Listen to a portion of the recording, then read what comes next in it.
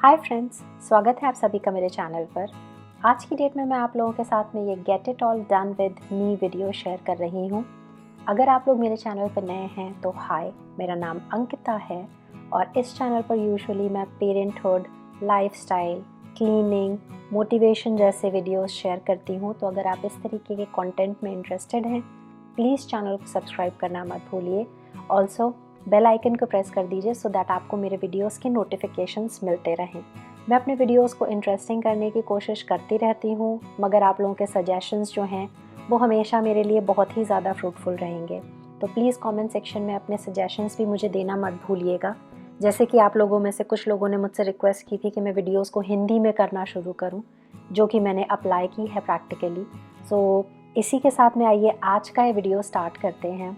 तो मैंने बहुत सारे मतलब मेरे चैनल पे भी आपने ऐसे वीडियोस देखे होंगे पहले इंग्लिश में, और मैंने बड़े सारे वीडियोस देखे हैं get it all done with me sort के वीडियोस। बट सब बाहर के लोग इस तरीके के वीडियोस कर रहे होते हैं। हम लोग ऐसा नहीं है भाई, इंडियंस हैं तो मतलब क्या एक दिन में क्या सारा काम नहीं करते हैं क्या? बहुत काम करने होते हैं हम लोगों को भी। होम मेकर्स की अगर आप बात कीजिए तो कितने सारे काम होते हैं। तो बस आज की डेट में मैं आप लोगों के साथ में आज अपने पूरे दिन के सारे काम ही शेयर करने वाली हूँ। यही मतलब है get it all done with me का। सब कुछ मेरे साथ साथ में कीजिए। शुरुआत मैंने की है ब्रेकफास्ट बनाने से। मेरा बेटा है जो 3 साल का है। एट द मोमेंट मैंने उसे ब्रेकफास्ट सर्व कर दिया है। वो आराम से टीवी देख रहा है और ब्रेकफास्ट कर रहा है। कितना सुकून मिलता है ना जब ये लोग बड़े हो जाते हैं और अपने हाथ से आपको बैठ के ब्रेकफास्ट नहीं कराना होता है, वो खुद ही कर सकते हैं। Like if you are a mother you can relate, आप समझ सकते हैं बहुत अच्छे तरीके से। बट वाइल वो ब्रेकफास्ट कर रहा है, मैंने सूखे कपड़े जो वायर हैंगर होता है उस पर से उतार लिए हैं। जो थोड़े बहुत गीले कपड़े थे वो मुझे फैला देने हैं। मशीन का लोड मैं लगा चुकी हूँ। सो जैसे जैसे कपड़े वॉश होते जाएंगे, मतलब दिन में 3-4 लोड्स लगते हैं मेरे मशीन के, और जैसे जैसे कपड़े जो है वॉश होते जाते हैं वैसे वैसे मैं उन्हें बाहर फैलाती जाती हूँ। जो सूखे कपड़े होते हैं उन्हें मैं तहा करके जो जिस जगह को बिलोंग करता है, लाइक बेडशीट्स के साथ, हस्बैंड के कपड़े उनकी वार्डरोब में, बच्चे के कपड़े उनकी वार्डरोब में, मेरे कपड़े मेरी वार्डरोब में। लॉन्ड्री जो है ना, मेरे हिसाब से दिन का सबसे ज़्यादा टाइम कंज्यूमिंग काम होता है। और सबसे ज़्यादा बहस जो होती है ना वो लॉन्ड्री के ही ऊपर हो रही होती है। यूजुअली किसी के सॉक्स नहीं मिल रहे होते तो किसी का हैंकी नहीं मिल रहा होता है।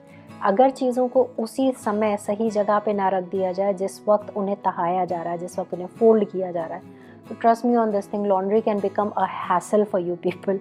एंड आई सिंपली मैं लिटरली आप लोगों को बता रही हूँ, ये एक ऐसा हाउस चोर है जिसे मैं बिल्कुल पसंद नहीं करती हूँ क्योंकि ये बहुत टाइम कंज्यूमिंग है। बट ये ऐसा हाउस चोर है जिसे आप छोड़ भी नहीं सकते हैं। It's like really very very important. So बहुत सारा टाइम कंज्यूम कर लेता है ये। सो लॉन्ड्री वाला सेक्शन आपने देख ही लिया। अब मैंने बेडशीट्स चेंज कर दिए हैं। यूजुअली मैं अपने बेडशीट्स जो है वो मॉर्निंग या इवनिंग किसी एक टाइम पीरियड में जिस हिसाब से मुझे ज़रूरत लग रही होती है उस हिसाब से मैं उसे चेंज करती हूँ। कुछ प्रैक्टिकल चेंजेस मुझे मेरे घर में करने ज़रूरी महसूस हो रहे थे। जैसे कि ये जो रैक है जिसके ऊपर मेरा मंदिर रखा हुआ है, ये रैक काफ़ी नॉन फंक्शनल हो गई थी। थोड़ा सा टूट रही थी, तो किसी भी दिन मेरा मंदिर गिर सकता था, और भगवान जी गिर जाएं तो मतलब मन बहुत परेशान हो जाता है। You all can understand.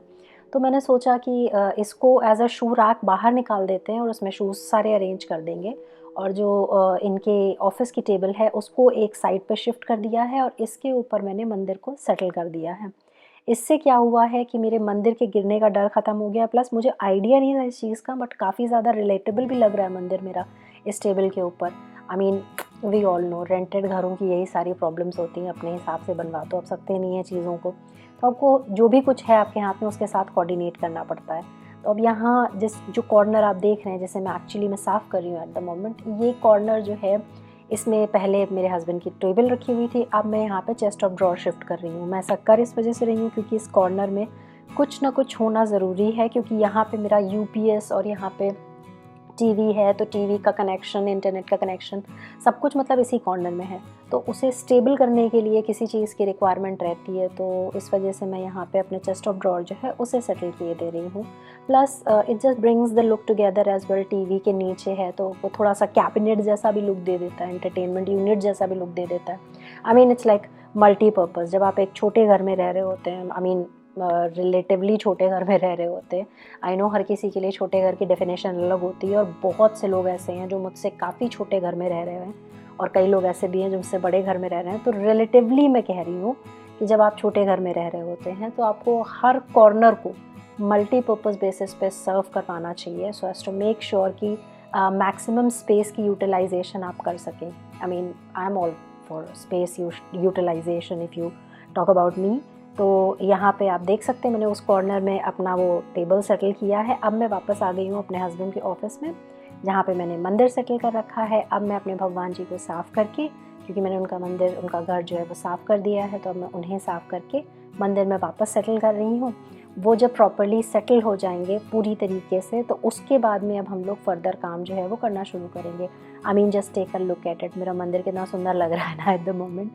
Any how, अब हम लोग रेगुलर काम की तरफ वापस आ जाते हैं। सो यहाँ आप देख सकते हो मैं अपने हस्बैंड की टेबल को साफ़ कर रही हूँ। ये टेबल जो है वो मल्टीपर्पज़ काम सर्व करती है।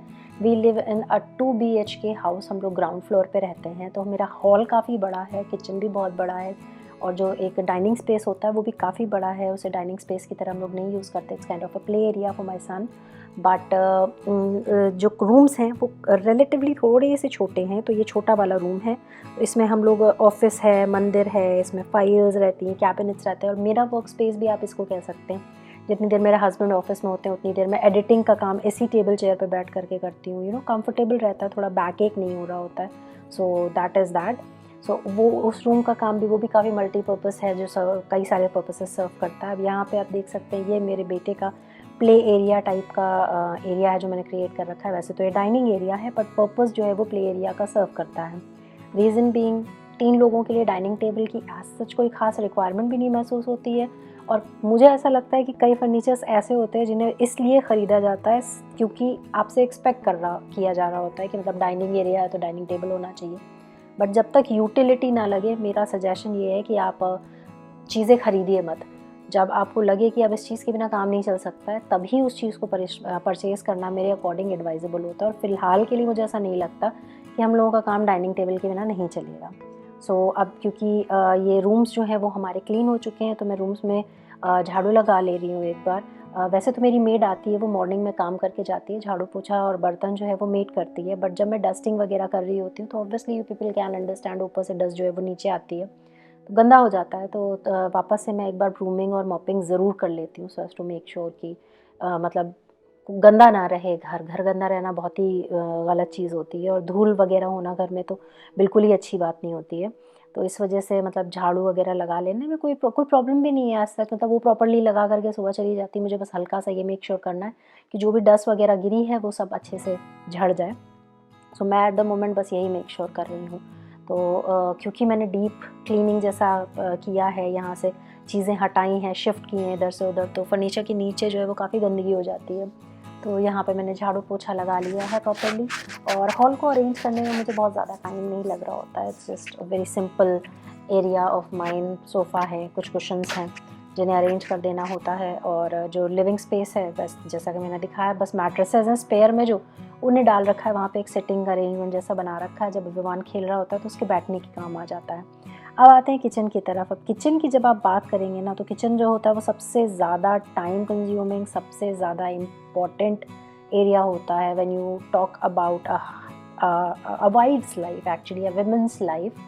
तो सबसे ज़्यादा इम्पॉर्टेंट पार्ट मुझे लगता है यही होता है। सबसे ज़्यादा क्लीन हम लोग इसी एरिया को रखने की कोशिश कर रहे होते हैं, सबसे ज़्यादा काम हम लोगों का इसी एरिया में होता है, और सबसे ज़्यादा समय भी हम लोगों का इसी एरिया में बीतता है। तो यहाँ पे आप देखिए, जो भी बचे हुए बर्तन हैं, थोड़े बहुत जो बर्तन होते हैं उन्हें मैं निकाल देने में बिलीव नहीं करती अपनी मेड के लिए। मैं उन्हें खुद से क्लीन कर लेना प्रेफर करती हूँ। आई पर्सनली थिंक कि फालतू में पूरा दिन सिंक भी गंदा नहीं पड़ा रहना चाहिए। खाना वाना खाने के बाद में जब वो आती है तो उसके लिए रखे होते बर्तन तो वो मांज देती है। बट अगर बात आप कीजिए डे टाइम की, कि दोपहर की का समय है इस समय, और मैं शाम तक के लिए 4-5 बजे तक के लिए मैं बर्तन रख करके बैठूं, तो उतना नहीं। मैं सिंक मुझे क्लीन अच्छा लगता है, स्मेल नहीं आनी चाहिए। सो अब यहाँ पे आप देख सकते हैं बाकी का जो एरिया है हम लोगों का, उसे मैं क्लीन कर रही हूँ। जैसे कि किचन का जो स्लैब पोर्शन है, गैस का पोर्शन है, कॉर्नर पोर्शन है, कॉर्नर पोर्शंस में डस्ट वगैरह बहुत जाती है, सिंक के कॉर्नर पोर्शन में पानी थोड़ा सा स्टे कर जाता है, तो इन सब चीज़ों का बड़ा ध्यान रखना होता है। अब जब घर के अंदर की सफाई हो चुकी है तो थोड़ा बहुत घर के बाहर भी निकल आते हैं।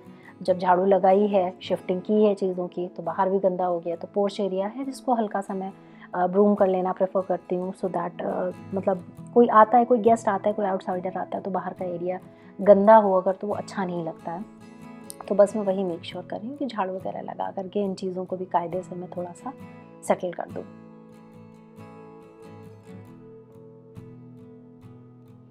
अब यहाँ पे आप देखिए मेरा क्लोथ स्टैंड जो है उससे मैं पोर्च एरिया में खड़ा करती हूँ और यहीं यहाँ पे ठीक-ठाक मतलब भर की धूप आ जाती है, तो मेरे कपड़े जो हैं वो आराम से सूख जाते हैं, कोई दिक्कत नहीं होने आती है। तो इस वजह से मैं मतलब ऊपर छत पे नहीं जाती, यूजुअली मैं यहीं खड़ा कर देती हूँ। अब ये मेरे बेटे का स्ट्रोलर है, हम लोग जब बाहर जाते हैं तो इसको यूज़ करते हैं। अभी इसको बंद नहीं किया था मैंने, इसे बंद कर दिया है so as to make sure कि बहुत कन्वीनिएंट बेसिस पे जो शू रैक है वो अंदर चली जाए। अब शू रैक अंदर चली जाएगी तो इसमें सारे जितने भी शूज़ हम लोगों के बाहर फैले हुए थे, उन सबको हम लोग अच्छे से प्रॉपर्ली सेटल कर सकते हैं। शूज़ जो होते हैं वो फैल के बहुत ज़्यादा क्लटर क्रिएट करते हैं। मतलब जब मैंने शू रैक बाहर निकाल लिया तब मुझे रियलाइज़ हुआ कि एक्चुअली में शूज़ जो थे वो कितना ज़्यादा बुरे लग रहे होते थे। सो कई चीज़ें ऐसी होती हैं जिन्हें आप विजुअली जब तक देखते नहीं हैं ना, उनकी प्रोडक्टिविटी आपको समझ में ही नहीं आ पाती है। आपके घर में ऐसी कौन सी चीज़ें हैं जिन्हें आपने जब विजुअली देखा तो समझ में आया कि एक्चुअली में वो चीज़ पहले अच्छी नहीं लग रही थी, बाद में अच्छी लगना शुरू हुई? ये मुझे कमेंट सेक्शन में ज़रूर बताइएगा। ये आज का क्वेश्चन है मेरा आप लोगों के लिए। और इसी सवाल के साथ में मैं आप लोगों से कहूँगी ह्यूज बाय-बाय और मैं आपसे मिलूँगी अपने अगले वीडियो में। तब तक के लिए stay blessed and take very good care of yourself. Bye-bye.